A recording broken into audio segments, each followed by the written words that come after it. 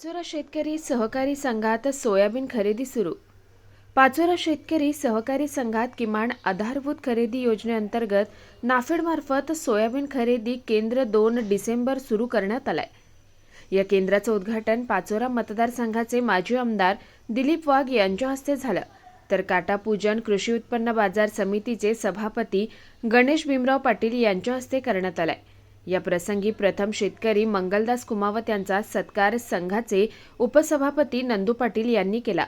तसेच शेतकरी संघाचे चेअरमॅन सुनील पाटील, संचालक प्रकाश निकुंभ, अनिल पाटील, शिवदास पाटील, प्रवीण गुजर, राजेंद्र आबा, कृषी उत्पन्न बाजार समितीचे सचिव बीबी बोरुडे, नाफेडचे सीएन चव्हाण, संघाचे व्यवस्थापक प्रभाकर भावसर आणि संघाचे कर्मचारी कैलास सूर्यवंशी, संतोष पाटील, ईश्वर पाटील, गोपी पाटील आणि राज जगताप उपस्थित होते।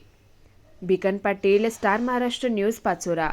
नवनवीन घडामोडी पाहण्यासाठी स्टार महाराष्ट्र न्यूजला सबस्क्राइब करा आणि ताज्या बातम्यांचे अपडेट मिळवण्यासाठी बेल आयकॉनला प्रेस करा आणि परिपूर्ण बातमीबरोबर रहा, इतरांपेक्षा एक पाऊल पुढे।